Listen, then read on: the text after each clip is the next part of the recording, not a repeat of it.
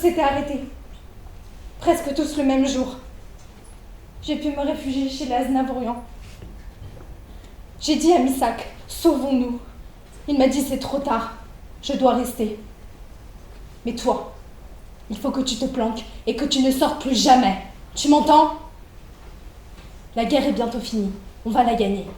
Mais jusque-là, tu ne montres pas le bout de ton nez. De ton joli petit nez, a-t-il ajouté. Jure-le-moi. Il faut vivre, ma Mélinée, à en mourir.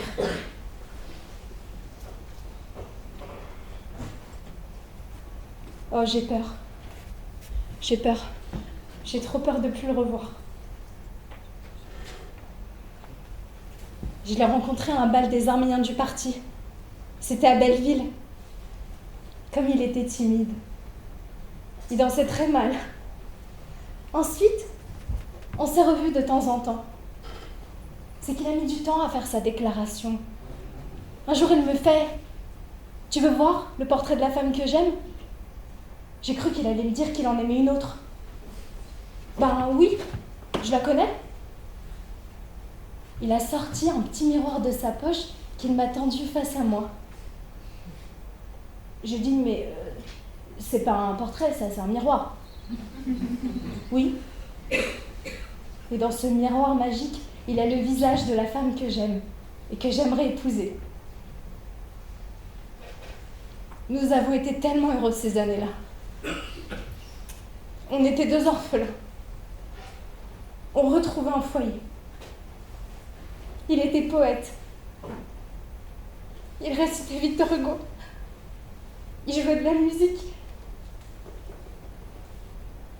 Il est merveilleux.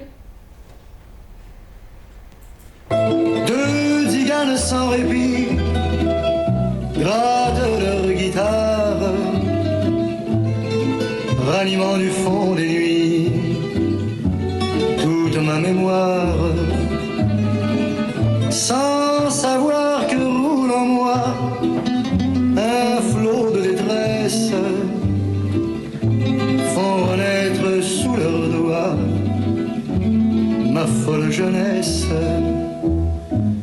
Echraz, ischoraz, ischomanagamanagalaz, echraz, ischoraz, ischomanagamanagalaz.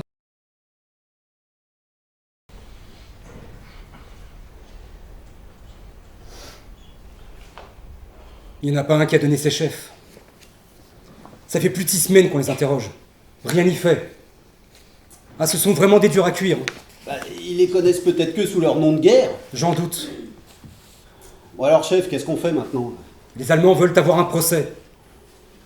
Faut compléter la procédure avec les éléments de personnalité. Un procès? Oui. Mais ils ont tous avoué, ils sont coupables. Ils vont pas les exécuter directement? Ou les déporter, tiens, comme les Boches font d'habitude? Les Allemands, Lavoyen. Oh, les Allemands. Non. Ils veulent organiser un procès public. Il va y avoir la presse. Le procès se tiendra à l'hôtel Continental dans les prochains mois. À l'hôtel? Oui, car c'est une cour martiale allemande qui se prononcera. Ils ont réquisitionné une grande salle pour accueillir la presse. Ils veulent un procès exemplaire. Un procès dans les règles. Va donc falloir les interroger chacun sur leur personnalité. On va devoir interroger ces étrangers là sur leur personnalité? Eh oui, sur leur curriculum vitae quoi. Leurs origines, leurs antécédents et... Attention, il faut qu'ils soient présentables au procès. Hein. On peut plus les secouer. Va falloir vous retenir désormais, inspecteur. Bon alors on commence par qui? On va commencer par leur chef. Ce sera déjà ça de fait. Ah, je vais le chercher.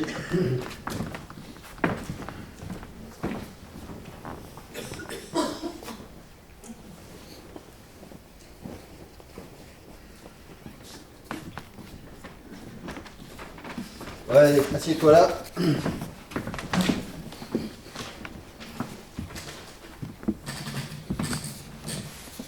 Alors, nous sommes le 28 novembre 1943, comparaît devant nous le sieur Missak Manouchian. Chiant.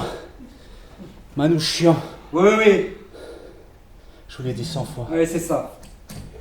On sait, Manouchian. Aujourd'hui, on va laisser de côté un petit peu tes faits d'armes. On va s'intéresser à toi. À moi? Oui. Nom, profession, domicile, date de naissance. Mais vous savez déjà tout. Non, on ne sait pas tout. Alors maintenant, soit tu réponds, soit tu... Qu'est-ce que vous voulez savoir? Tu nais quand et où? Je suis né à Insi Mansour, le 1er septembre 1906. Attends, Insi Mansour, là, ça s'écrit comment? H-I-N-S-I, puis I, M-A-N-S-U-R. Merci. Tu es marié? J'étais. Tu as divorcé? Non, je vous l'ai déjà dit, on s'est séparés avec Mélinée. Elle ne voulait pas que je rejoigne l'FTP. Oui. Elle m'a quitté. Tu nous as déjà dit tout ça, on n'en croit pas un mot, mais on va pas revenir là-dessus. Qui étaient tes parents? Mon père s'appelait Kevork Manouchian et ma mère Vardoui. Ça s'écrit V-A-R-D-O-U-H-I. Cassiane, son nom de jeune fille. Tu as fait des études? Oui, j'ai été à l'école. Mais en 1915, il y a eu l'extermination. Nous avons été déportés vers Urfa. Avec ma mère et mon frère Garabed, nous avons rejoint mon père qui avait déserté au début de la guerre. Mon père a été tué par les Turcs à la bataille d'Édesse. Avec ma mère et mon frère, nous avons été recueillis par une famille kurde. Nous avons vécu pendant 4 ans dans les villages de Mehab et Gebnje, en travaillant comme domestiques. Faut que j'appelle les noms propres. Oui, s'il te plaît. Non, ça suffit. On corrigera les noms propres à la relecture. Dis-moi, qu'est-ce que c'est que cette histoire d'extermination, là? Je vous parle de l'extermination des Arméniens par les Turcs. Il a duré à peu près d'avril 1915 à juillet 1916. En 14, au moment où a éclaté la Grande Guerre, nous étions 2 millions d'Arméniens. Et 2 ans plus tard, près d'1,5 million ont été exterminés, juste parce qu'ils étaient Arméniens. Et vous avez été tué comment? Tous les moyens étaient bons. Déportation, famine, fusillade, noyade, incendie, massacre. Tout a été organisé par le pouvoir central des jeunes Turcs. Le plan était exécuté par les divers districts et provinces du pays. Ils nous rassemblaient tous sur la place du village. On ne savait pas très bien pourquoi, même si on s'en doutait. Puis les gendarmes et les soldats ottomans nous escortaient en convoi jusqu'au désert. C'était les marches de la mort. Ils nous laissaient crever de soif et de faim, ou alors ils nous fusillaient. Ou encore, ils nous laissaient à la merci de groupes de bandits armés. Il paraît que ça s'appelait l'organisation spéciale. Ils ont libéré de nombreux criminels qui ont égorgé, violé, tué, en toute impunité. Il y en a d'autres, ceux du Nord, qu'on a embarqués, entassés dans des navires. Ils ont tous coulé dans la mer Noire. Personne ne savait nager. Pourquoi ils vous en voulaient à ce point? Ils nous détestent depuis toujours. On est chrétiens. Ils ont pris prétexte qu'on serait pro-russes, des traîtres, une sorte de 5e colonne. Le 5e quoi? Et vous ne vous êtes jamais rebellés? On ne pouvait pas imaginer qu'ils allaient tous nous tuer. On a du mal à croire des choses comme ça. Il y en a qui ont pris des armes, des partisans. On les appelait des terroristes eux aussi. Mon père a résisté. Il a été tué les armes à la main avec 1 millier d'autres rebelles à Édesse. Mais il y en a qui ont réussi. Vous connaissez pas l'histoire des résistants du Moussadag? Près de 5000 de mes frères ont pris les armes et se sont réfugiés dans les montagnes du Moussadag, où ils ont résisté face à l'armée turque, 10 fois plus nombreuse pendant plus de 40 jours.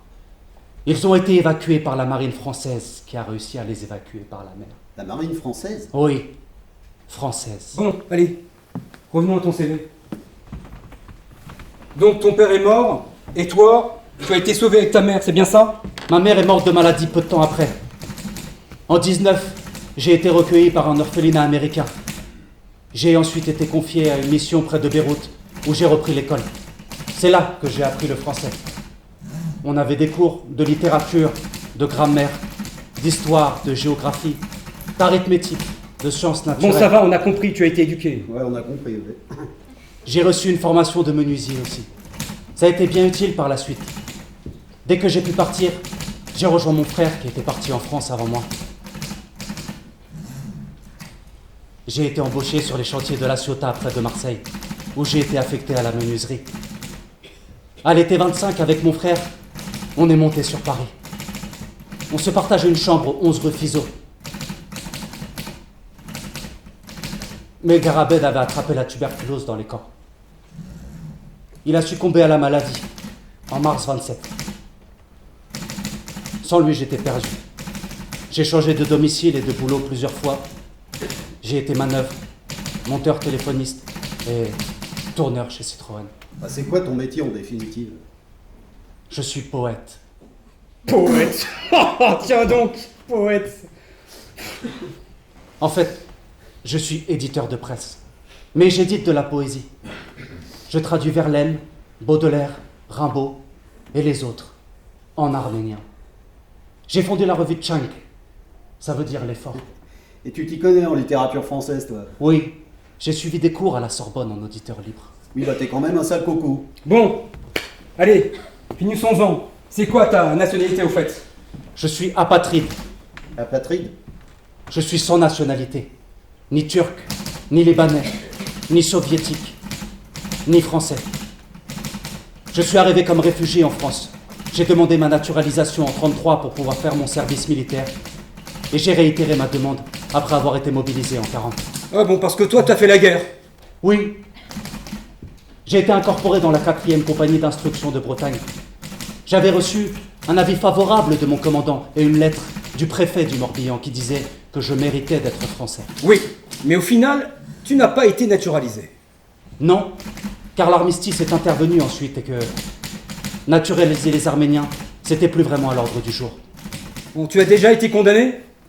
Non, mais j'ai été arrêté avec tous les autres membres de la sous-section arménienne du parti en septembre 1939. Au moment où on se méfiait de tous les camarades à cause du pacte germano-soviétique.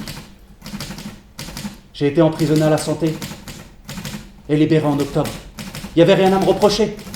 C'est là que j'ai été mobilisé pour rejoindre l'armée française. Bah, on a mobilisé même des non-français? Oui, il y a un traité qui prévoit qu'on peut incorporer les apatrides dans l'armée de leur pays d'accueil.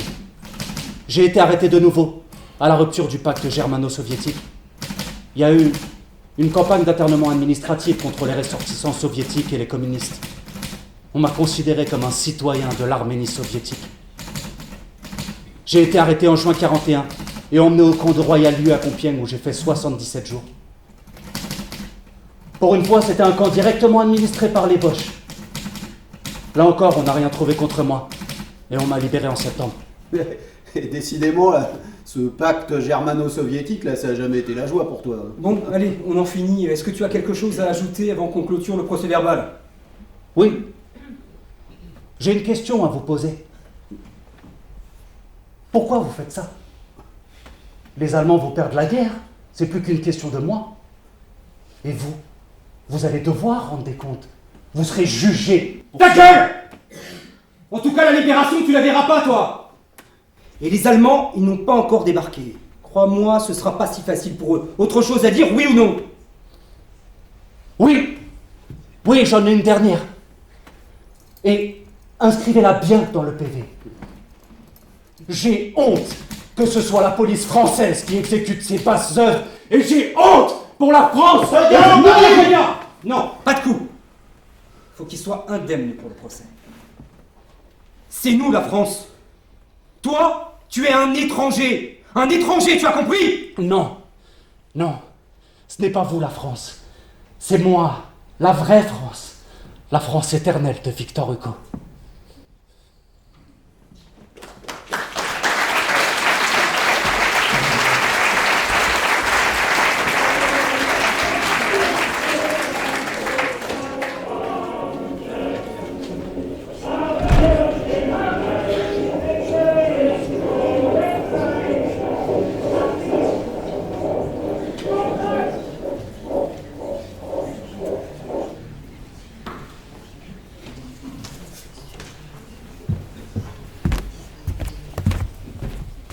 Toujours pas de nouvelles. J'espère qu'il est encore vivant. Plus personne à qui demander, le réseau n'existe plus. C'était inévitable en fait. Ça ne pouvait pas se terminer autrement. J'espère qu'ils ne l'ont pas trop torturé. C'est le plus doux des hommes. Il y a une chose que Misak n'aime vraiment pas, c'est le conflit, c'est de se battre. Il supportait pas les armes à feu quand je l'ai rencontré.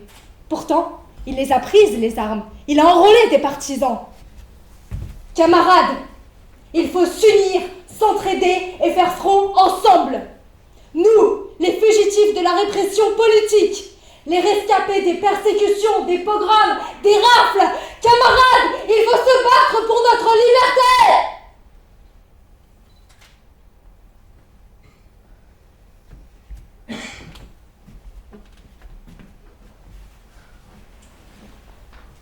Es-tu toujours en vie aujourd'hui?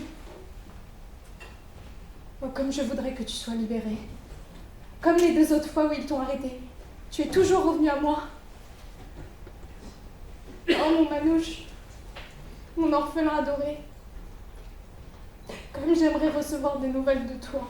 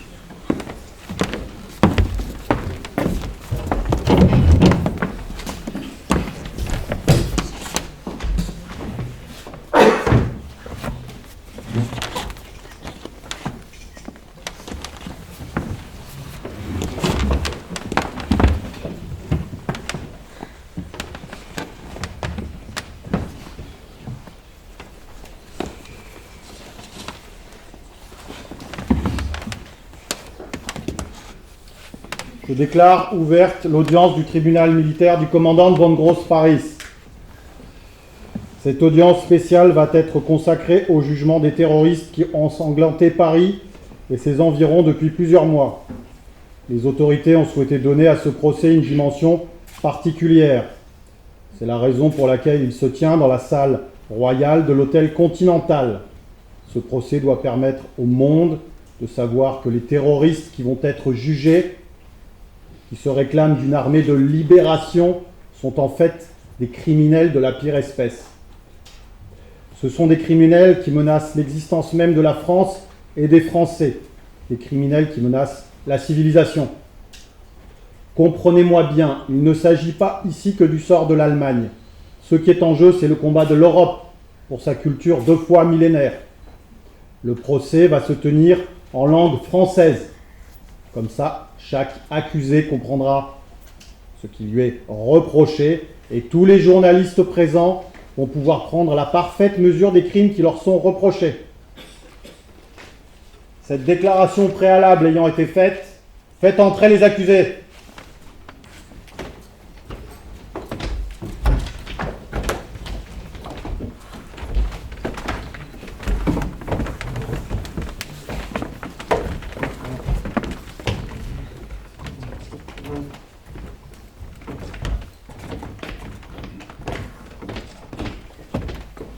Dépêchez-vous un petit peu.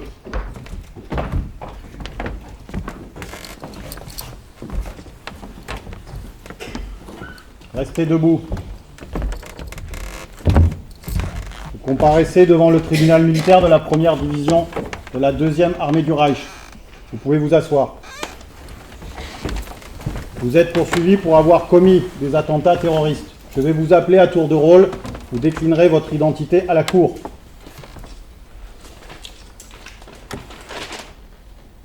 Celestino Alfonso. C'est moi. Levez-vous. Vous êtes né en 1916 à Iturnar, Osaba, en Espagne. Oui, Vous êtes marié, père d'un garçon. oui. Quel est votre métier? Je suis ouvrier menuisier. Et vous êtes responsable des jeunesses communistes à Ivry-sur-Seine. C'est exact. Vous êtes de nationalité espagnole. Oui, mais j'ai presque toujours vécu en France. J'ai émigré en France alors qu'il était encore un enfant. Il était mobilisé en 1939 durant la campagne de France. Il était dans une compagnie de travailleurs étrangers. Précisément, vous étiez dans une compagnie d'étrangers. Vous n'êtes pas français. Il vous est reproché d'avoir commis 7 attentats contre des officiers allemands. Non. J'en ai commis plus. C'est ce que nous verrons. Vous avez en particulier participé le 28 septembre 1943 à l'assassinat du SS Standartenführer Julius Ritter. Vous ne contestez pas ce crime? Ah, non. Vous n'avez pas voulu d'avocat. Je précise d'ailleurs qu'aucun des accusés n'a voulu des défenseurs qu'on leur a proposés. C'était pas des défenseurs, plutôt des accusateurs. Les avocats qu'on nous a proposés nous ont dit qu'à partir du moment où nous avions avoué, ils n'auraient rien à dire pour notre défense. Nous nous défendrons seuls. Manoukian, vous n'avez pas la parole. Taisez-vous. Bien, bien. Alfonso, vous pouvez vous asseoir. Alors, maintenant, j'appelle Joseph Bokchov. Mon nom c'est Bogzor. C'est pas Bogzdov. Très bien, très bien. Alors, vous êtes né en 1905 à Felsobania, en Roumanie. Oui, Quel est votre métier? je suis un ingénieur chimiste. Mais je suis aussi un militant communiste, puisque ce qui vous intéresse, non? Quelle est votre nationalité? Je suis apatride. Apatride? Pourquoi cela? J'étais parti combattre en Espagne pour rejoindre les brigades internationales. À mon retour, j'ai été interné. Les Hongrois ou les Autrichiens, je ne sais plus très bien, m'ont retiré ma nationalité roumaine. Puisque je n'avais pas d'autre nationalité à disposition, je suis devenu apatride. Puisque je n'avais pas de papiers, j'étais déporté en Allemagne en 1941. Mais je me suis évadé. Et j'ai pu revenir à Paris. Vous parlez bien le français. C'est parce que je vis à Paris depuis les années 20. Et vous êtes juif? Oui. Très bien. On vous reproche pas moins de 20 attentats. J'ai appris la manipulation des explosifs depuis tout petit. Je viens d'une région minière. Nous avions des explosifs à la maison depuis toujours. On a chacun notre spécialité. Ma spécialité, c'est faire dérailler les trains comme Jesse James. Les franquistes, ils s'en souviennent encore. Mais ici, je ne fais dérailler que les convois allemands. Et comment fait-on dérailler un train? C'est simple, il faut être 5 ou 6 personnes, réparties en 2 ou 3 petits groupes. Les groupes sont disposés de chaque côté des voies. Certains desserrent les boulons, les autres enlèvent les rails. Les autres font le gueux. Si quelqu'un arrive, on lance un signal, soit en agitant un mouchoir, soit en... Et tout le monde se sauve, parce qu'il faut assurer ses arrières. Oui, oui, c'est bien. On verra ça. Vous pouvez vous asseoir. Alors, je passe. Nous avons Thomas Elek. C'est moi. Très bien. Vous êtes né en 1925 à Budapest, en Hongrie. Vous êtes hongrois. J'ai toujours vécu à Paris. Mes parents sont venus juste après ma naissance. Vous avez un métier? Je suis étudiant en droit. Quel âge avez-vous? J'ai 19 ans. Pas un peu jeune pour piller et tuer? Vous avez arrêté ma famille. Vous les avez déportés. Je ne sais même pas où ils sont aujourd'hui. Aujourd'hui, il ne me reste plus rien. Plus rien! Sauf d'être encore vivant pour voir tomber la race des seigneurs. Oui, vous êtes juif? Vous croyez que les juifs ne sont pas capables de se défendre? Ouais, je vois que vous êtes aussi un dérailleur. Vous êtes auteur de 8 déraillements. Oh, je n'ai pas fait que faire dérailler des trains. C'est moi-même qui ai mis le feu à la librairie Rive Gauche, la librairie des nazis. Très bien, c'est noté. Asseyez-vous. Maintenant, j'appelle Spartaco Fontano. Sì, sono io. Vous êtes italien, né en 22, à Monfalcone, en Italie. Esattamente, sì. Pourquoi êtes-vous venu en France? Mes parents sono antifascisti. Ils ont fui en France quando Mussolini è arrivato al potere, au pouvoir. Ils sont communistes comme vous. No, non sono comunista, neanche mes parents. Siamo democrati. Quel est votre métier? Je suis dessinateur. J'ai fait les cours du soir à l'école des arts et des métiers et voglio divenire ingegnere. Pourquoi vous vous êtes engagé dans les FTP MOI? Perché? E perché a me mi piace, no, di danser, ballare alle balle delle jeunesse comuniste, danser con le donne, le belle françaises. Io non volevo fare il servizio du travail obbligatoire, Vous no? ne contestez pas être un terroriste? Terrorista. Io non sono un terrorista. Io sono un combattente delle forze françaises dell'interieur. Sono un franc-tireur. Io sono in guerra, come gli altri, contro voi. Ça suffit. Assis. Assis. On passe au suivant. Alors. Wolf Vachebrot.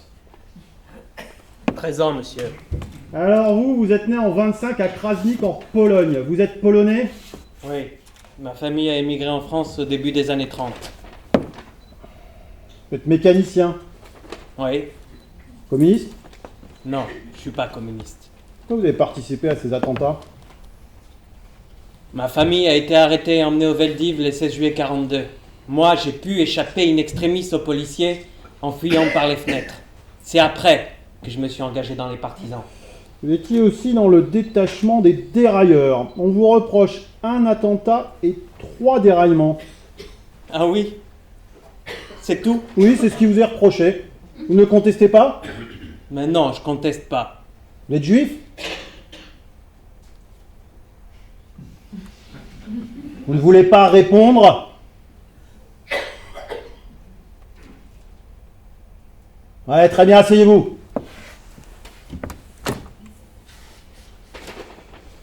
Bon, nous passons au suivant.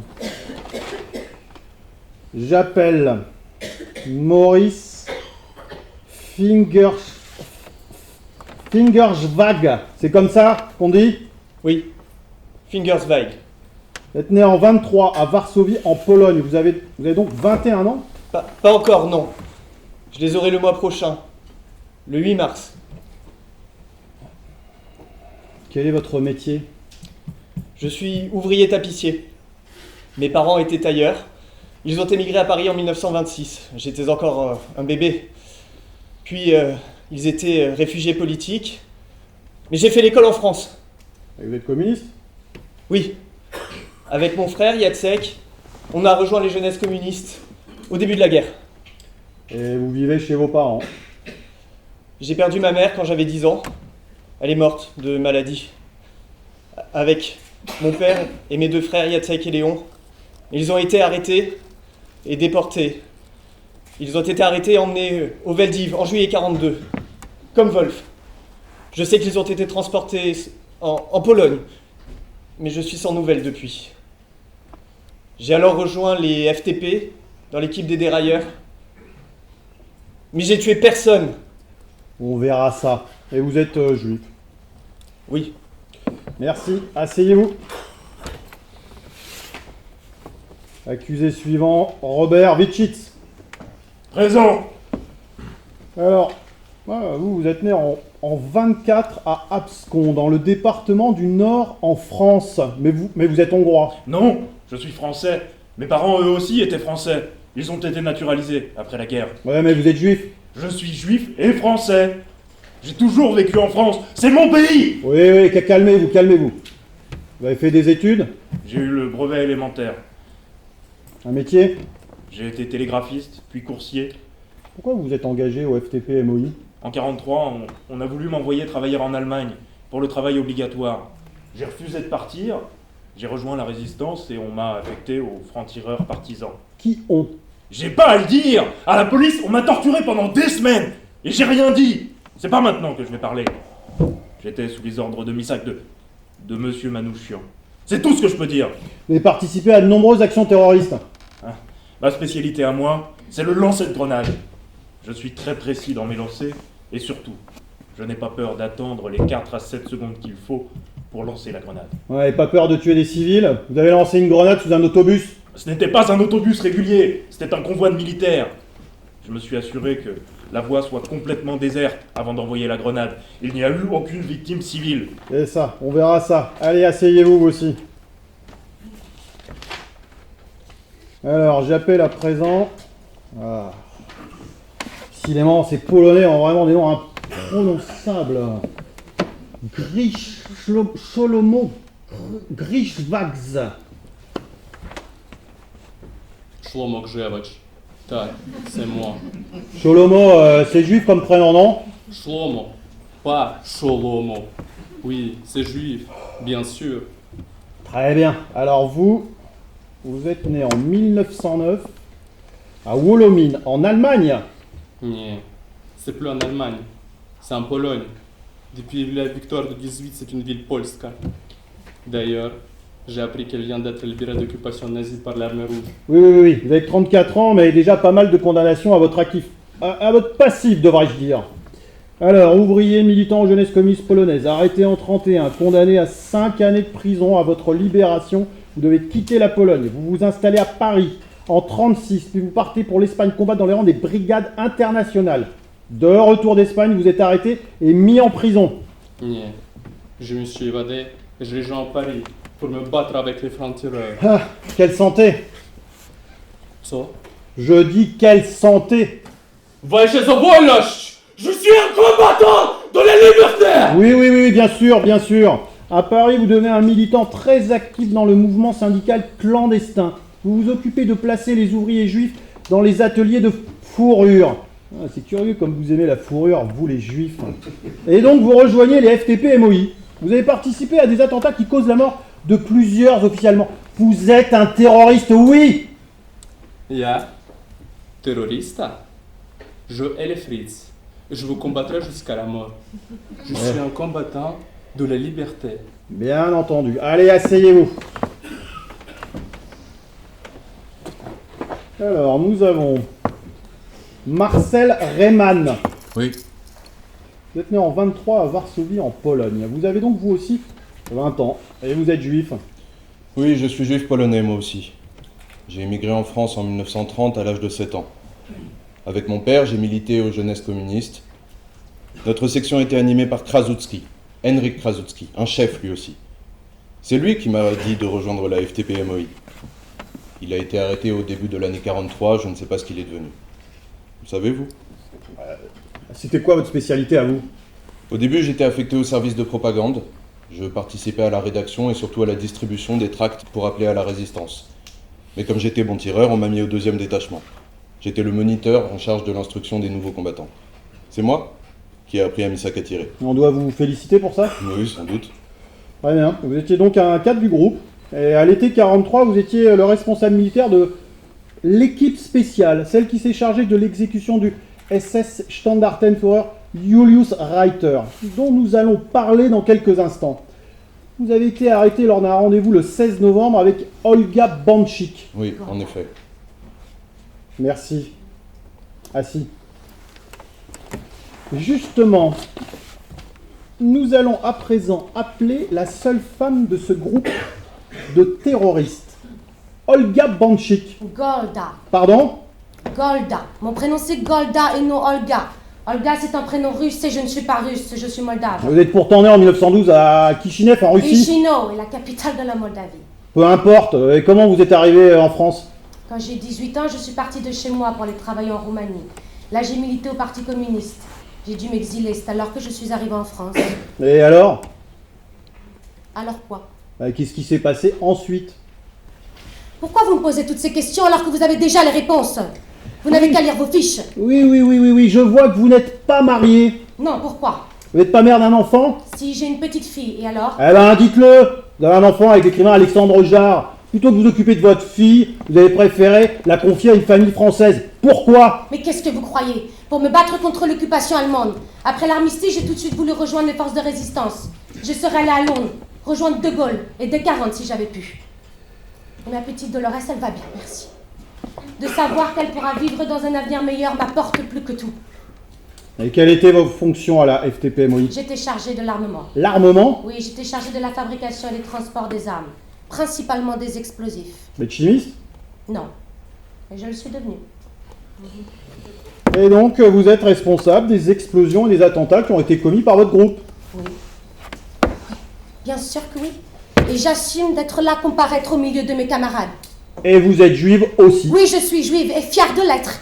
Eh bien, c'est bien. Asseyez-vous maintenant. Asseyez-vous, s'il vous plaît. Merci.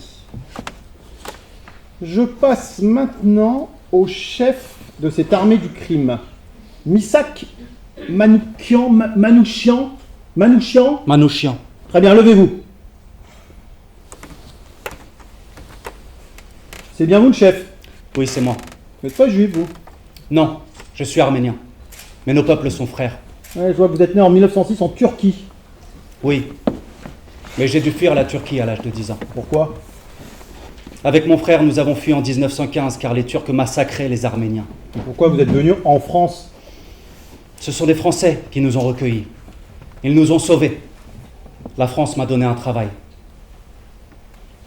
Et je vois... Ah, et vous êtes poète aussi à vos heures perdues? Oui, j'édite de la poésie. Je traduis Verlaine, Baudelaire, Rimbaud, Valéry et les autres en arménien. Et comment un poète peut-il se livrer à de telles barbaries? C'est la guerre, monsieur le président. La guerre? Tirer dans le dos des gens, poser des bombes dans les lieux publics, c'est ça la guerre pour vous? C'est de la légitime défense. Votre armée fait bien pire. Ah, de toute façon, c'est pas vous qui alliez au front. Vous préfériez envoyer les autres risquer leur vie, non? C'est faux. Je me suis battu aux côtés de mes hommes. Même si c'était pas ma nature. C'est vrai. Misak s'est battu avec nous. La première fois que nous avons mené une action ensemble, c'était à Levallois, fin 42. C'est Misak qui a lancé la grenade sur la troupe qui défilait et il était à découvert. C'est même les plus braves. Misak n'est pas un lâche. Taisez-vous. On verra ce qu'il en est exactement, soyez rassurés. Assis. Assis.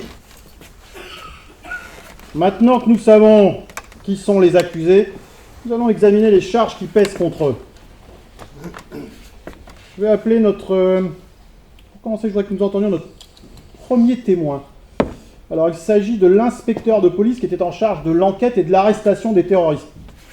J'appelle l'inspecteur Barachin.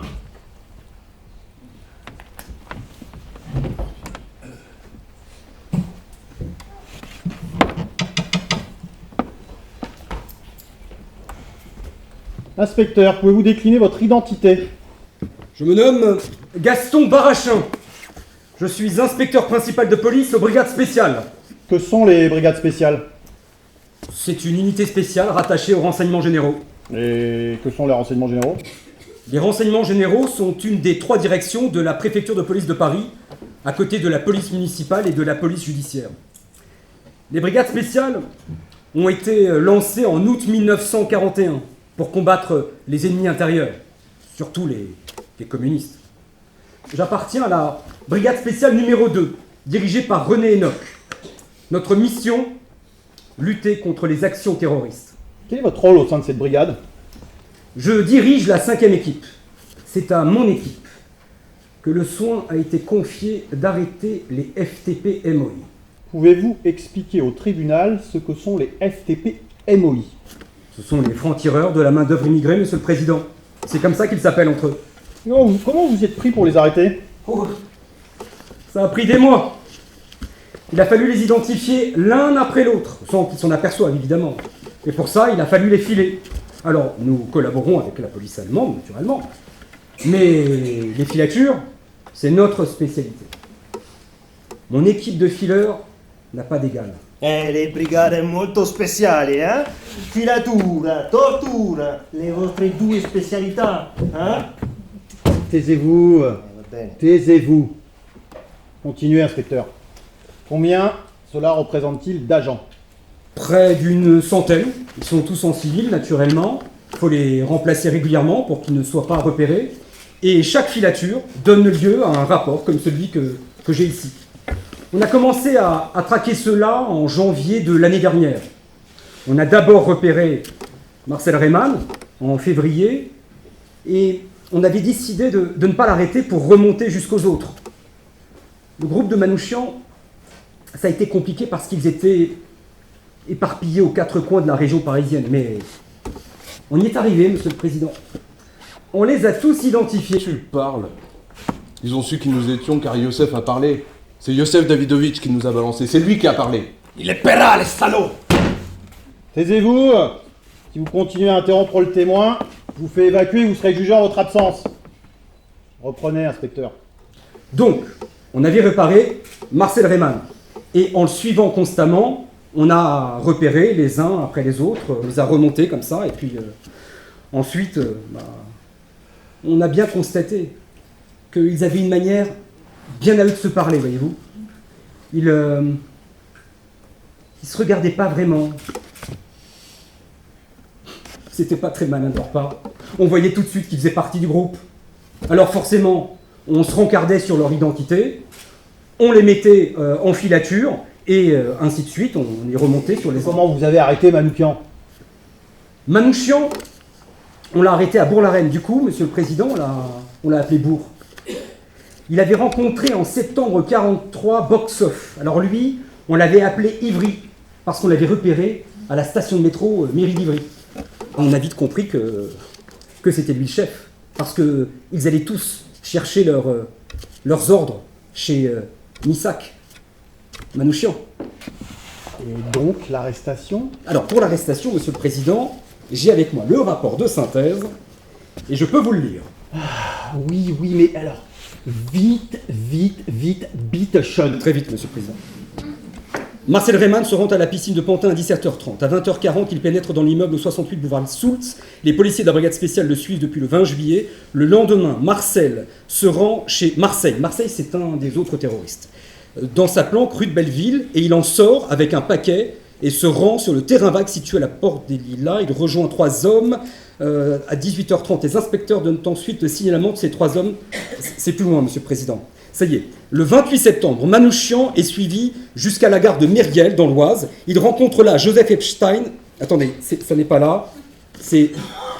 Monsieur le Président, c'est ici. Le 16 novembre, les policiers suivent Manouchian jusqu'à la gare d'Evry-Petit-Bourg, où il a son rendez-vous hebdomadaire avec son supérieur militaire, Joseph Epstein. Un peu plus tard, Reymann, Boxor et presque tous ceux qui ont été repérés au cours de la filature sont arrêtés. En tout, 68 personnes. Les FTP-MOI de la région parisienne n'existent pratiquement plus. En effet, quand on a compris qu'on avait véritablement repéré et identifié tous les membres du groupe, on a organisé le coup de filet. Coup de filet? Mais oui, Monsieur le Président, il faut arrêter tout le monde au même moment. Sinon, ils se savent repérer, ils s'évaporent dans la nature et il faut tout recommencer. Ça demande beaucoup de cohésion. Sachez que nous avions mis 6 agents par terroriste. 6. Parce que ils sont dangereux, Monsieur le Président. Et donc vous les avez tous arrêtés le même jour? En fait, on s'y est pris en 2 fois. Mais d'abord, on en a arrêté certains, les premiers, le 12 novembre. Ils étaient 4. Et tous les autres, on les a arrêtés 4 jours plus tard. C'est notamment le cas de Manouchian. Et puis Puis on a fouillé les planques, on a trouvé les caches où ils dissimulaient leurs armes. Et ensuite, on a fait notre travail, on les a interrogés. Monsieur le Président, ce sont des durs. Et ils n'ont pas lâché une seule identité de leur chef, pas une seule, que des noms de code. Et pourtant, croyez-moi, on a insisté. On a beaucoup insisté. Oui, ça, on sait. Mais rien n'y a fait. On sait. Merci, inspecteur, pour votre déposition. Monsieur le procureur, vous avez des questions à poser aux témoins? Merci, Monsieur le Président. Monsieur Barachin, je voudrais que vous indiquiez à la Cour ce qui, selon vous, a motivé ces terroristes à commettre ces crimes contre la France. Pas contre la France, contre vous. Va s'occupant, lui. On a tué que des militaires. Des militaires. Des collabos. Silence, j'ai dit, à la prochaine interruption, j'ordonne votre expulsion. Ne m'obligez pas à cette extrémité. Répondez, inspecteur, s'il vous plaît. Que dire, monsieur le président? Ils se présentent comme les libérateurs de la France, mais aucun n'est français. Ils disent qu'ils sont soldats, mais ce sont des terroristes qui ont attaqué la France. Pour moi, c'est simple. Ce sont des criminels professionnels, des bandits, des mercenaires.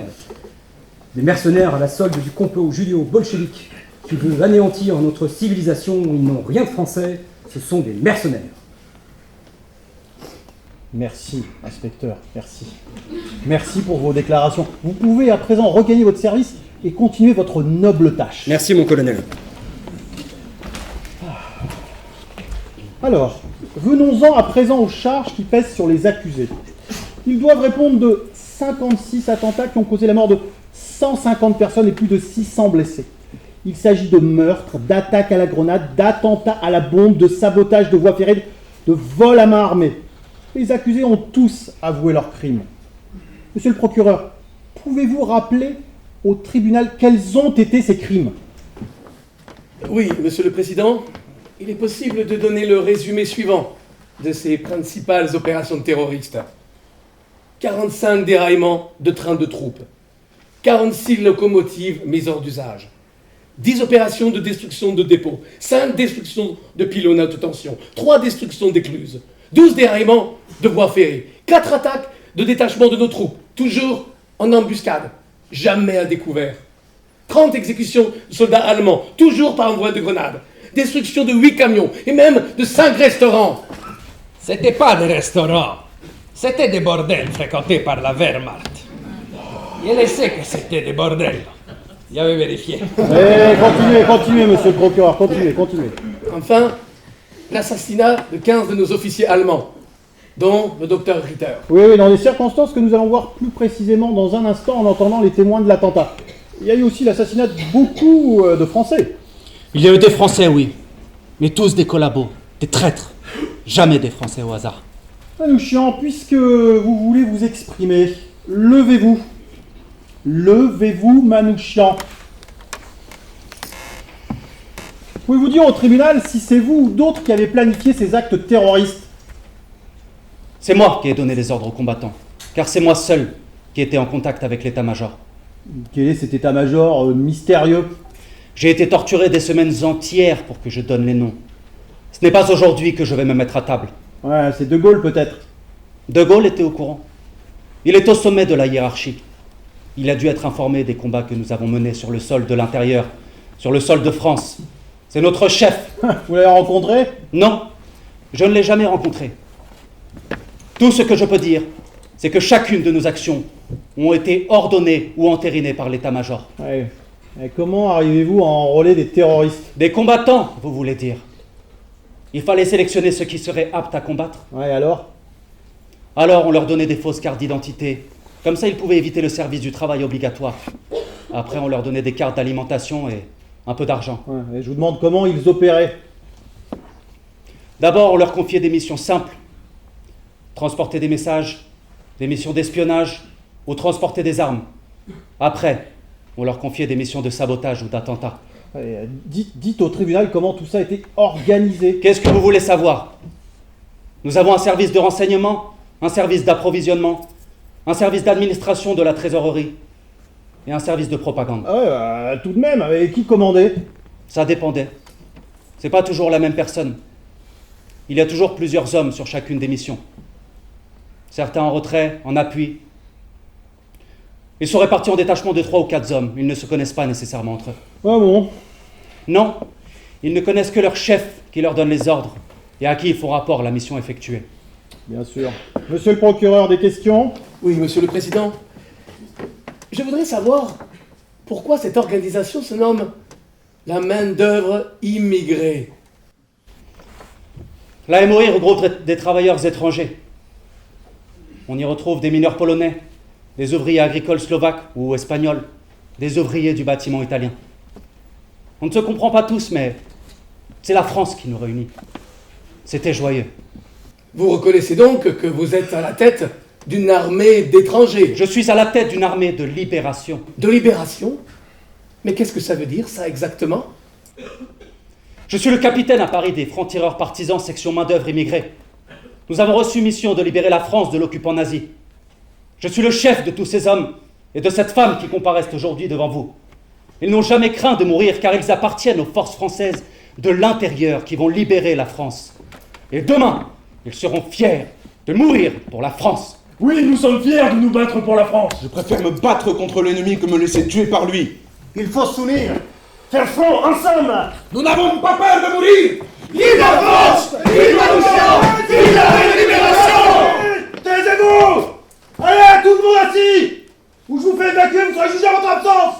Assis! Schnell! Schnell!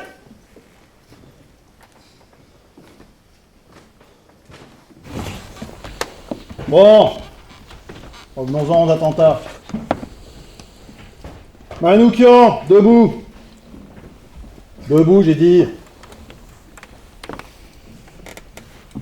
Selon le rapport établi par les brigades spéciales, vos équipes ont accompli pas moins de 92 attentats dans Paris. Je ne peux pas les rappeler tous. Je vais mentionner les principaux qui ont fait de nombreuses victimes. Le 23 avril 43, lancer de grenade contre un hôtel près du métro Havre-Comartin. Pourquoi cet hôtel ? Il était occupé par des officiers allemands. Le 26 mai 43, attaque d'un restaurant Porte d'Asnières. Il était lui aussi réservé à des officiers allemands. Le 27 mai, attaque à la grenade d'une section allemande, rue de Courcelles. Le 3 juin, attaque à la grenade d'un car transportant des soldats de la Kriegsmarine, rue Mirabeau. Vous ne contestez pas toutes ces attaques terroristes ? Ce sont des faits d'armes, c'est la guerre. Le 28 juillet 43, les attaques sont cette fois-ci personnalisées. Il y a l'assassinat du général von Schönburg à l'angle de la rue Nicolo et de l'avenue Paul Doumer. Vous jetez une grenade sous sa voiture et l'on retrouve son corps déchiqueté ainsi que celui de son officier d'ordonnance et de son chauffeur. Qui a fait ça ? C'est moi. C'était le commandant du Gros Paris, comme vous dites. Ce fut l'un de nos plus grands exploits, ils étaient contents à Londres. Et vous étiez seul ? Non, il était là aussi, avec Spartaco. On était en soutien.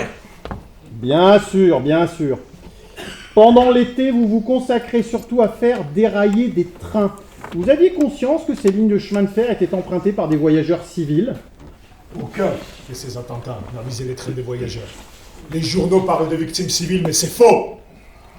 Nous n'avons attaqué que des convois militaires et d'armement. Oui. Au total, entre le 10 juillet et le 23 octobre 43, vos équipes ont causé pas moins de 80 déraillements importants, principalement sur les lignes Paris 3 et Paris-Reims. Ce sont uniquement les locomotives qui ont été détruites. Nous avons également fait sauter les wagons de munitions. Oui, vous avez aussi fait sauter des ponts et même un viaduc. Pourquoi pas ? Vous oubliez aussi de dire qu'on a attaqué le péniche du matériel qu'on a incendié. Oui, bien sûr, mais je ne fais que rappeler vos principaux attentats. Foxor, merci. Nous allons maintenant nous intéresser à l'attentat de la rue Pétrarque contre le docteur Julius Reiter le 28 septembre 1943. À 9h du matin, dans la rue Pétrarque, 2 terroristes armés de pistolets ont tué dans sa voiture le général Reiter, au moment où elle sortait du porche de l'immeuble. Rayman, debout. C'est vous qui êtes l'auteur de l'assassinat du docteur Reiter ? Oui, c'est moi. Pourquoi lui ? C'était les ordres qui nous avaient été donnés. Je pense que c'est parce qu'il était responsable du service du travail obligatoire. Comment avez-vous procédé ? Nous avions repéré son adresse et on savait qu'il partait tous les matins vers 8h à l'arrière de sa voiture. Lorsqu'il est sorti du Porsche, Célestino a surgi, et alors ? C'est moi qui ai tué Julius Ritter. Marcel n'a fait que l'achever lorsqu'il a voulu fuir de l'autre côté, qu'il a ouvert la portière. C'est moi qui ai tué le plus d'officiers nazis. Il en a abattu plus d'une douzaine. Ah, vous en vantez en plus ? Oui. Eh bien, il semble en effet que vous ayez été le plus sanguinaire de la bande, celui qui tire ses ennemis dans le dos. Vous les traquez et vous les tirez dans le dos, n'est-ce pas ? Oui, je les ai traqués. Oui, je les ai suivis. Et au moment le plus important, je les ai exécutés. Par surprise, pas dans le dos. Ouais, bien. Vous ne contestez donc pas cet assassinat. Asseyez-vous. Nous allons à présent entendre les témoins de l'attentat. Alors... Oui, c'est ça. Monsieur le procureur, vous avez fait citer 3 témoins. Je propose de les entendre tous les 3 en même temps. Nous avons donc Madame Blanche Pochet, Madame Diane de Beaumont et Monsieur Anatole Proust. Je vais vous demander tous les trois de décliner vos identités. Diane de Beaumont, née le 11 février 1880 à Divonne-les-Bains. Je suis artiste, enfin comédienne. J'habite au 18 de la rue Pétrarque, dans l'immeuble qui donne sur rue, au premier étage. Blanche Pochet, veuve de Lucien Pochet, mort au chemin des Dames, née le 18 mai 1890 à Belleville, concierge. J'habite ma loge 18 rue Pétrarque au rez-de-chaussée. Proust Anatole, né le 5 octobre 1888 à Roubaix, vendeur de journaux, jamais condamné. J'habite à Clichy, 6 allées des Bois. Proust, comme l'écrivain? Oui, comme l'écrivain, mais on n'est pas de la même famille. Hein. Et Anatole comme Anatole France, l'autre écrivain. Et puis aussi comme Anatole, l'éléphant. L'éléphant au Jardin des Plantes, le dernier qui reste depuis la guerre. Bah, il s'appelle comme moi, je vais le voir souvent. Ça fait longtemps que j'ai pas été. Où ça? Bah, au Jardin des Plantes, voir Anatole, l'éléphant. Bon. Commençons par vous, Monsieur Proust. Vous connaissez le kiosque à journaux, c'est bien ça? Oui, c'est le kiosque qui est à l'angle de la rue Pétrarque et de l'avenue Paul Doumer. À quelle heure vous commencez à déballer? Bah, quand j'arrive le matin, c'est-à-dire en revenant du dépôt, bah, il doit être 7h30. Pouvez-vous nous dire ce que vous avez vu? Ah bah, j'aurais bien voulu voir la scène du crime, Monsieur le Président, mais je dois avouer que j'ai pas vu grand-chose. Je déballais encore, j'avais la tête dans les fagots de journaux. Ah, Monsieur le procureur, vous deviez faire citer des témoins des faits. Monsieur Proust, vous nous dites ce que vous avez vu? Bah, j'ai surtout entendu.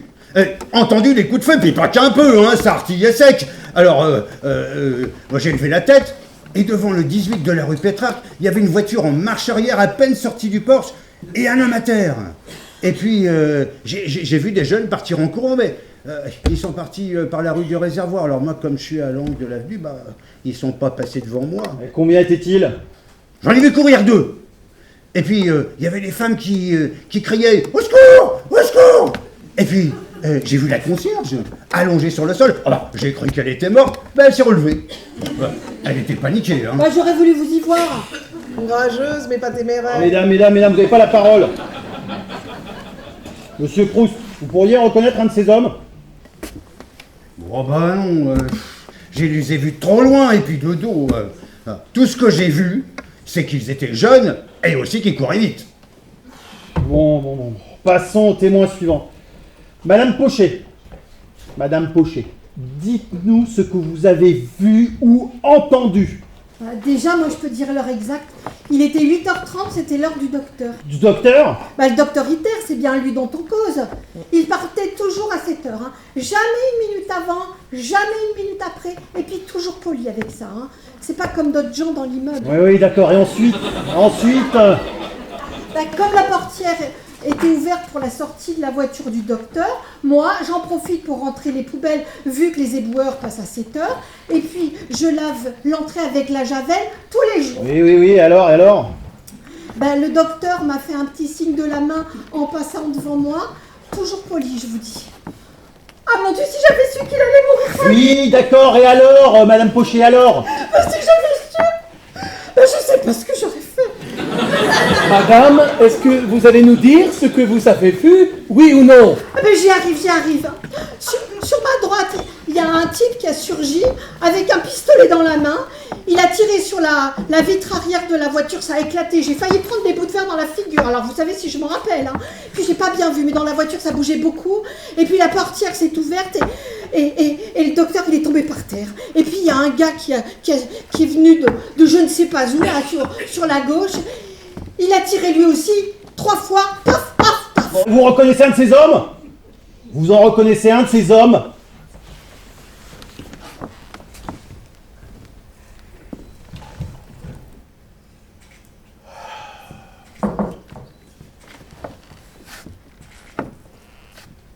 Je sais que ce que je vais vous dire est grave, mais si je dois être honnête... Oui, je vous le conseille effectivement, Madame Pochet.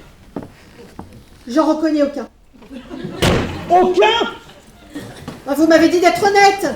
Madame, vous venez de nous dire que vous étiez à quelques mètres de la voiture et maintenant, vous ne reconnaissez personne? J'aurais voulu vous y voir. Ça tirait de partout, ça criait, ça courait, ça criait. Et moi j'aurais dû rester debout là. Alors non, je me suis mise par terre, j'ai même fait tomber mon seau de javel. Le premier terroriste, au moins, vous l'avez vu? Ou alors, vous nous mentez. Je ne mens jamais, monsieur le président. Et j'ai pas dit que je l'ai pas vu. Oui, à la bonne heure, à la bonne heure. Regardez mieux. Je le reconnais, c'est lui. Mais pas du tout. Vous êtes certaine? Elle raconte n'importe quoi pour se faire valoir, la pipelette. Madame, j'ai tout vu. Ah ben j'aurais voulu vous y voir, il n'y a qu'à lui demander à elle. Du haut de son balcon, elle risquait rien. Oui, bah très bien. Alors, justement, vous, madame.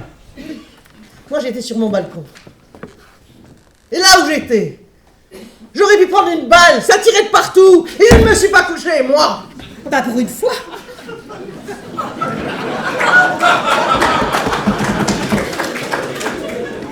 J'arrosais mes fleurs.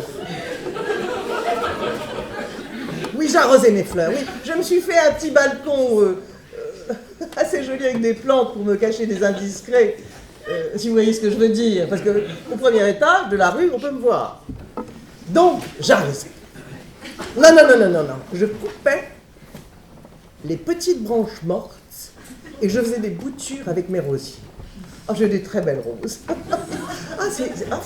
Leur nom m'échappe, mais ça me revient. Oui, madame, qui a tiré au fait? Qui a tiré? Cuisse de Naf ému. Pardon? Oui, c'est le nom de mes roses, c'est charmant, non? Madame, je vous demande qui a tiré. Oui, pardon. Alors, voyons. Les terroristes. Alors, lui. Et lui. Io. Je ne vois pas ce qu'il y a. Silence!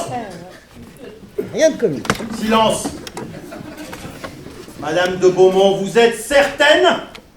Bah oui, ils étaient deux. Et puis, de là où j'étais, sur mon balcon au premier étage, c'était aux premières loges. J'avais une vue plongeante, si vous voyez ce que je veux dire. Donc, lui, il a tiré sur la droite, et sur la gauche... Ah, c'est vrai que je ne suis plus très sûr. Preferisco così, Non, j'ai surtout vu leurs cheveux. Surtout celui qui a tiré. Il en avait. C'est un brun, ça c'est sûr. Et pas un chauve comme celui-là. Arrêtez, ça suffit, je vous demande de vous arrêter. Ça suffit, arrêtez-vous. Ce n'est pas un cirque. Dehors, Raus, sortez d'ici. Dépêchez-vous. Schnell.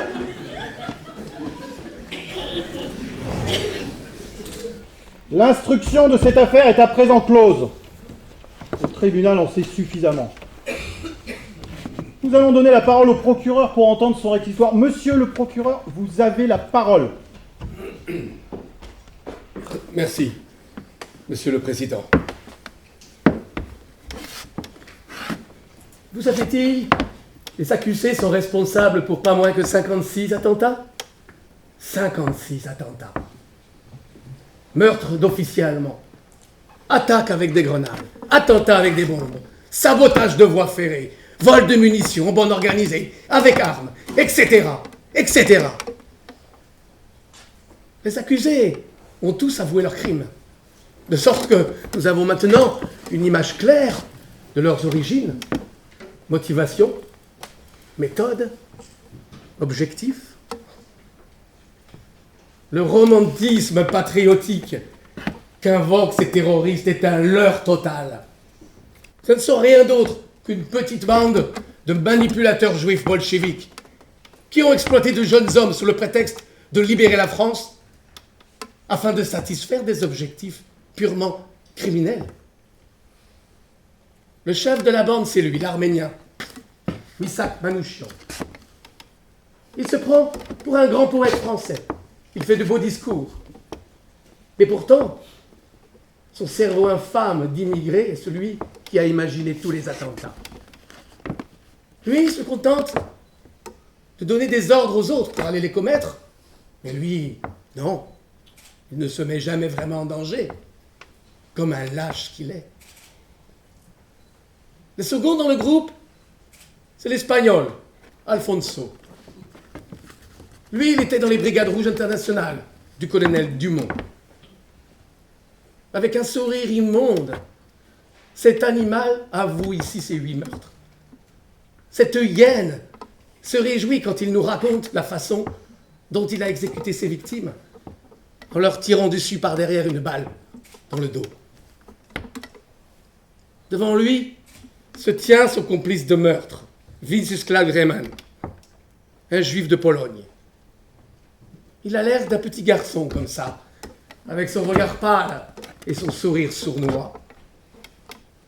Il a tué 12 personnes, de sang-froid. Il essaye aujourd'hui de se faire passer pour un innocent, mais c'est un dangereux meurtrier. Il y a aussi celui-là, Joseph Bogzor, un juif de Hongrie. Un juif, mais non. Ce n'est pas pour autant un petit tailleur qui travaille tranquillement dans son petit atelier, car il n'a rien d'un tailleur. C'est une brute sanguinaire, spécialiste des bombes. Dans sa chambre déjà, tout petit, il fabriquait des bombes et des cocktails Molotov. Il reconnaît aujourd'hui qu'il est très heureux quand il arrive à les lancer sur les chemins de fer pour provoquer des attentats. Un autre membre du groupe, c'est Grzywasz, un juif, encore un Polonais cette fois. Comme les autres, il faisait partie des Brigades internationales rouges du colonel Dumont. Et comme les autres, lui aussi, a déjà été condamné de nombreuses fois pour des vols, des meurtres et des fraudes.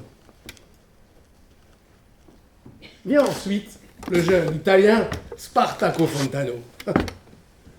À lui, il est devenu terroriste parce qu'il ne voulait pas travailler et qu'il préférait aller danser au bal de la jeunesse communiste et s'amuser avec les petites françaises.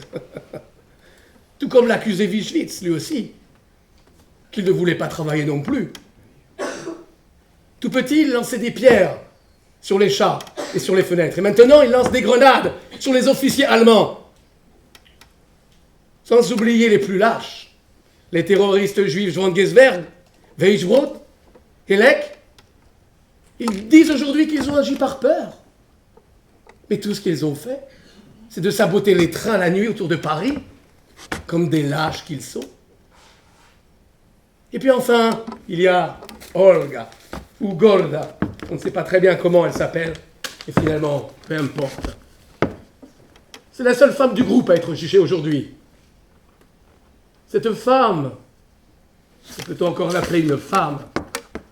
Cette mère a préféré abandonner sa fille pour aller fabriquer des bombes avec tous les autres et participer à des attentats. Comme si c'était le rôle d'une femme, comme si c'était le rôle d'une mère. Un mot, avant de conclure, sur leur motivation, qui n'a rien à voir avec le patriotisme. Quel patriotisme peut-on entendre de juifs et d'apatrides? La MOI n'a pas seulement été gangrénée par les juifs, mais également par les bolcheviks. Manouchian nous dit que l'organisation a donné les sous-chefs les plus importants au groupe terroriste. Ces libérateurs sont arméniens, italiens, espagnols, hongrois, polonais, mais pas beaucoup de Français. En revanche, presque tous des Juifs. Ils disent qu'ils luttent pour la France. Non, non, car ce procès n'est pas une exception. Il est devenu clair aujourd'hui que les Juifs continuent leur petite agitation partout en Europe, sous le prétexte de libérer la France, mais que tout cela n'est fait que pour alimenter leur vaste complot criminel. Bolcheviks et Juifs travaillent ensemble, non seulement en France, mais partout en Europe. La terreur rouge n'est pas seulement une menace contre l'armée allemande, c'est une menace contre la France. Eux, des libérateurs? Non. C'est l'armée du crime contre la France. C'est l'armée du complot étranger contre les intérêts de la France et son peuple. C'est le complot de l'anti-France. Nous vivons aujourd'hui un moment historique extrêmement important. Les jugements doivent être exemplaires. Et pour être exemplaires, il faut qu'ils soient sévères. Alors, arrêtons-les, tous, avant qu'ils ne nous détruisent, nous, nos femmes, nos enfants. C'est la raison pour laquelle je demande que votre tribunal prononce à leur encontre la peine de mort.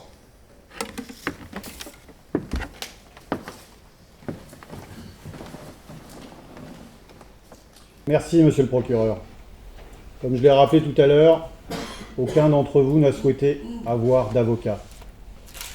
Néanmoins, le tribunal vous donne le droit de dire une dernière déclaration avant de se retirer pour délibérer. C'est le moment si vous souhaitez faire une dernière déclaration. Alors, personne n'a quelque chose à dire avant que le tribunal se retire pour délibérer? Moi, j'ai quelque chose à dire. Je sais que nous allons mourir. Je sais que ce procès n'est qu'une parodie. Tout est déjà décidé. Nous sommes déjà condamnés. C'est vrai, nous sommes l'armée du crime, mais pas le crime contre la France. Le crime contre l'oppression nazie. Contre la France, jamais.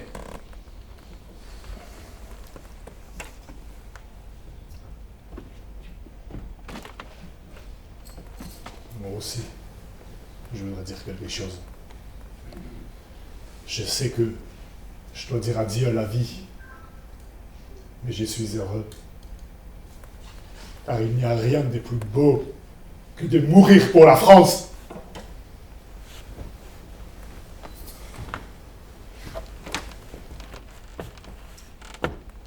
J'ai comparu devant vous en homme libre, et je quitterai ce monde en homme libre.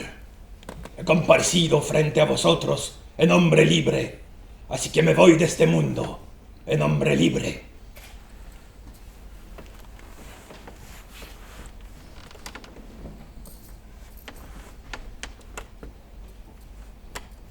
J'ai tué personne. Je vais mourir. J'aurais voulu que la vie soit plus belle qu'elle n'a été.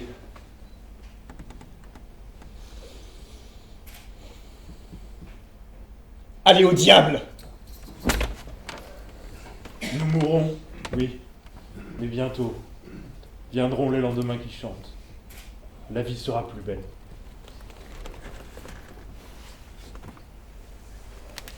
Mi sono unito all'Armée della Liberazione e sono felice perché so che morirò quando arriverà la vittoria.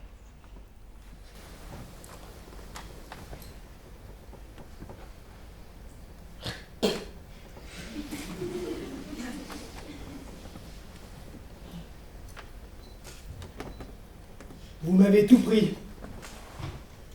Vous avez déporté toute ma famille. Et maintenant, vous allez prendre ma vie. Mais je n'ai aucune peur. Aucun regret. Car je m'en vais, avec mes frères, rejoindre les miens.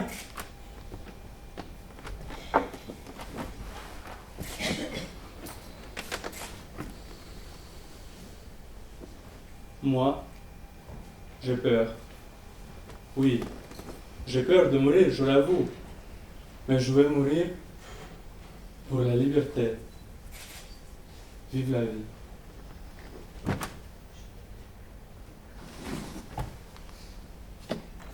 Je suis une femme, la seule femme de ce procès, et j'en suis fière.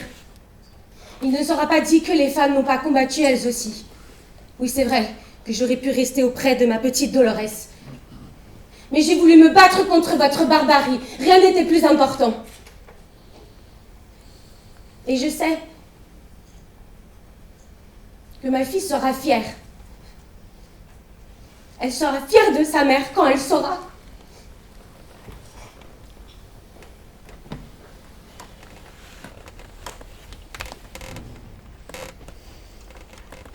survécu au massacre de mon peuple, j'ai dû fuir le pays où je suis né. J'ai choisi la France, car la France est plus qu'un pays. Elle est plus qu'une frontière. Elle est plus qu'un peuple. Elle est plus qu'une race. Elle est le refuge naturel des opprimés. C'est ce que nous dit l'histoire. La France est le phare qui éclaire les nations à la dérive. Si nous sommes ici devant vous, c'est que nous avons voulu, dans cette nuit interminable, entretenir cette lumière.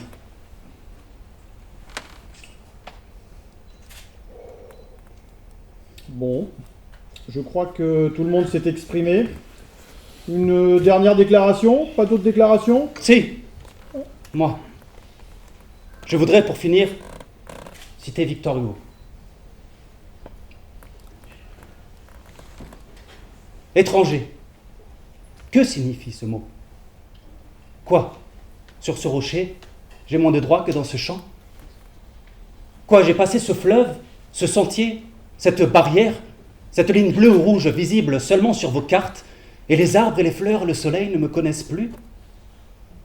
Quelle ineptie de prétendre que je suis moins homme sur un point de la terre que sur l'autre. Vous me dites, nous sommes chez nous et vous n'êtes pas chez vous. Où? Ici? Vous n'avez qu'à y creuser une fosse, et vous verrez que la terre m'y recevra tout aussi bien que vous.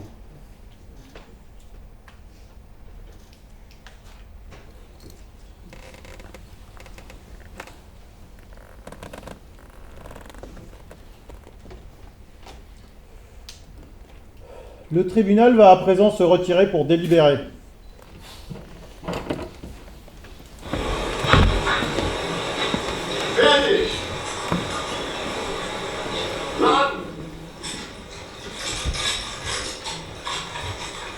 Allez! Vive l'État! Vive le parti! Vive le prolétariat international! 21 février 1944. Fresnes. Ma chère Mélinée. Ma petite orpheline bien-aimée. Dans quelques heures, je ne serai plus de ce monde. Nous allons être fusillés cet après-midi à 15h.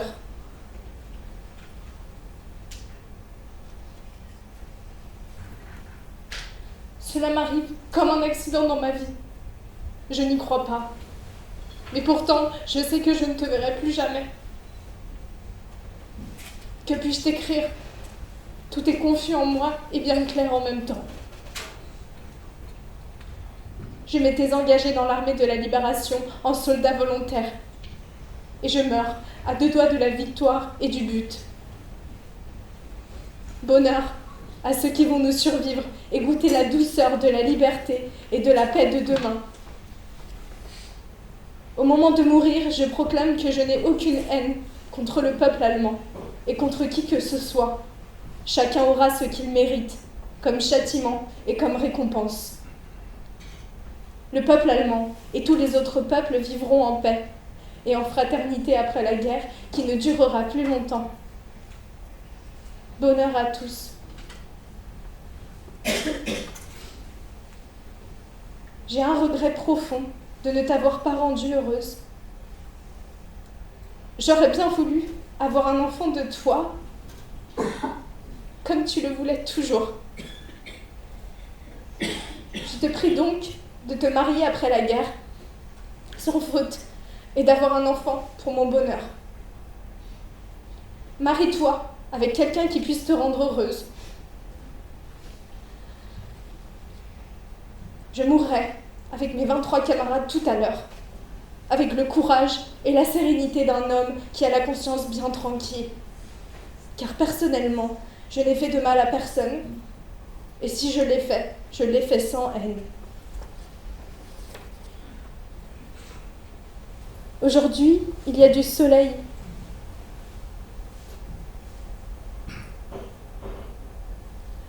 C'est en regardant le soleil et la belle nature que j'ai tant aimée que je dirai adieu à la vie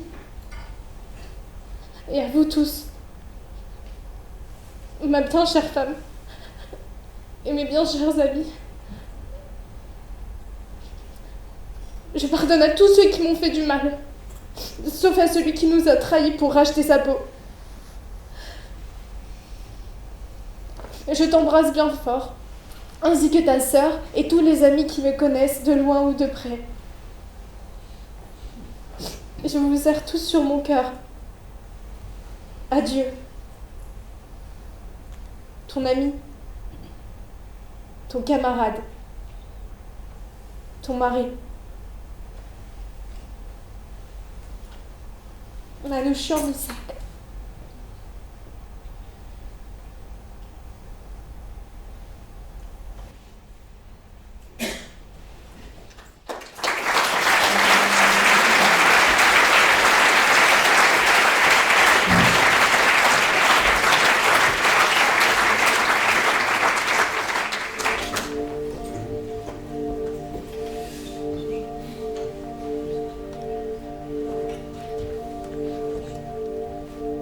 Vous aviez vos portraits sur les murs de nos villes,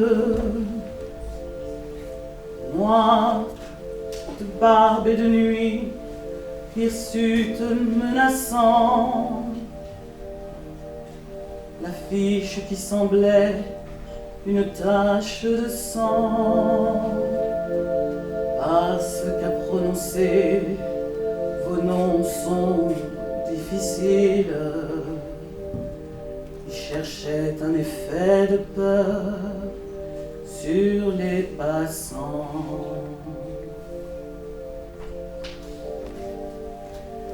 Nul ne semblait vous voir, français de préférence. Les gens allaient sans yeux pour vous le jour durant. Mais à l'heure du couvre-feu, des doigts errants avaient écrit sous vos photos « Mort pour la France ». Et les mornes matins en étaient différents.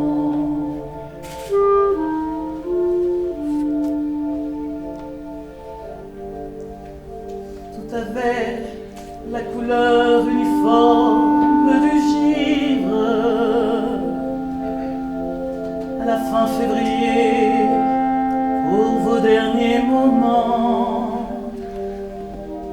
c'est alors que l'un de vous dit calmement: bonheur à tous, bonheur à ceux qui vont survivre. Je meurs sans haine en moi pour le peuple allemand.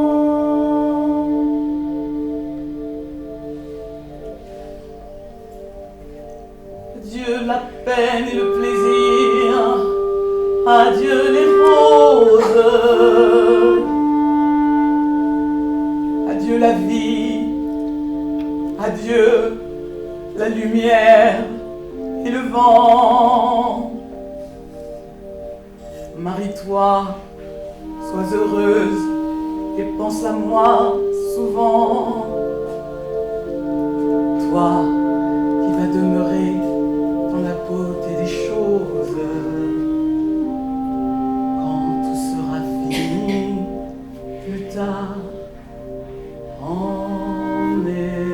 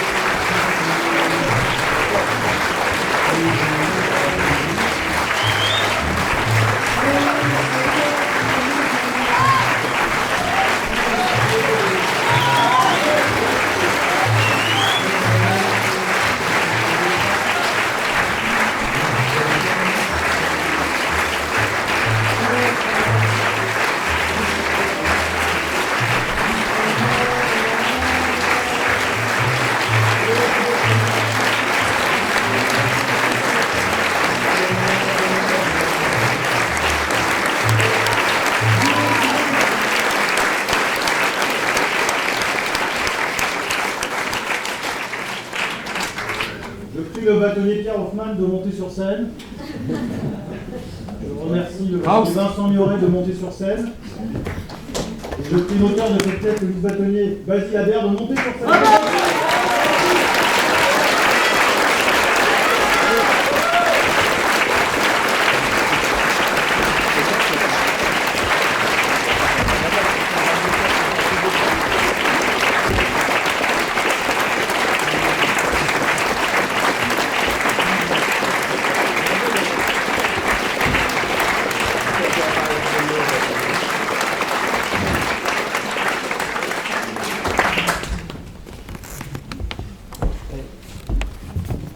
Je tiens à vous féliciter. J'étais en haut de la messe et j'ai été escorté par les officiers nazis pendant un moment. Et bravo pour votre talent. Aujourd'hui, nous fêtons les 80 ans de la libération. C'est loin, mais en réalité, c'est très près. Bref, pensons, n'oublions pas ce qui est arrivé et gardons cet esprit de résistance et liberté. Et vive notre barreau.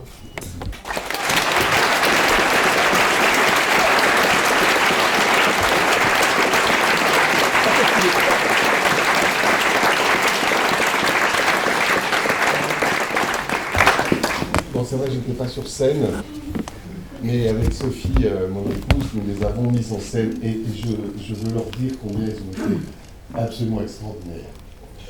On a répété ça en 3 semaines rapidement et ce qu'ils ont donné ce soir était absolument merveilleux. Alors il faut que vous sachiez que c'était une œuvre de commande. Je me suis plongé dans cette histoire incroyable de Missak Manouchian et CFTP et MOI grâce à Vincent Mioret. Parce que nous avions écrit le procès de Bobigny pour les 50 ans du procès, avant ça le procès de Patrick Henry, et il a dit mais il y a un procès que je veux bien que tu écrives, c'est le procès de Manouchian. Et je me suis attendu, comme j'avais fait précédemment, à aller voir les archives, voir un peu comment on avait. Rien. Que le merveilleux livre qu'il m'a donné, qu'il m'a prêté, et à partir duquel, avec évidemment d'autres écrits, et notamment l'aide précieuse de Denis Péchanski, que je remercie qui a gardé un œil pour voir si je ne faisais pas quand même des contresens historiques trop importants. Il m'a autorisé la scène des témoins qui, à mon avis, n'a pas existé, mais je pensais qu'il fallait un petit peu de légèreté à un moment, parce que sinon on était quand même... Donc merci beaucoup Vincent de m'avoir plongé dans cette histoire, c'était absolument merveilleux. Et merci aussi à la technique, vous avez fait en si peu de temps un vrai spectacle.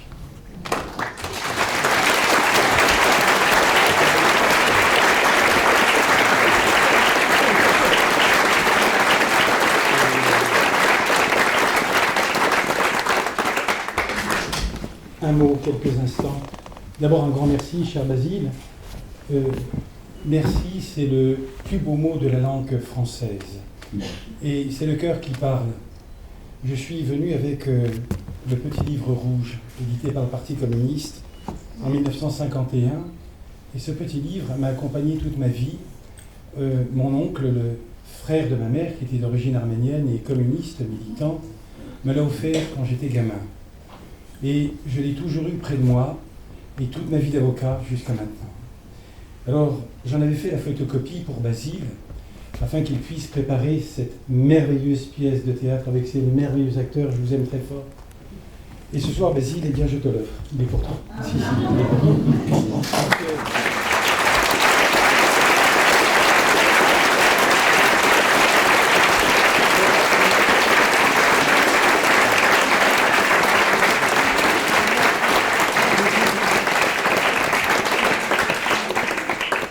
Un dernier mot, je voudrais vous dire que chez les Adhères, la défense de la cause arménienne est une affaire de famille.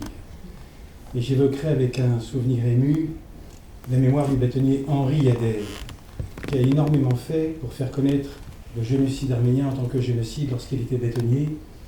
Je me souviens de ses interventions dans le bulletin du bâtonnier de l'époque. Et puis maintenant, il y avait le père, il y a le fils. Et aussi une espèce d'esprit saint qui nous unit ce soir, parce que, pourquoi ?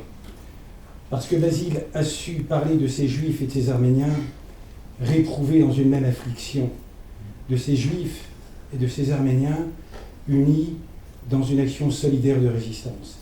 Et pour ça, Basile, du fond du cœur, je te remercie éternellement et je t'embrasse. Merci beaucoup.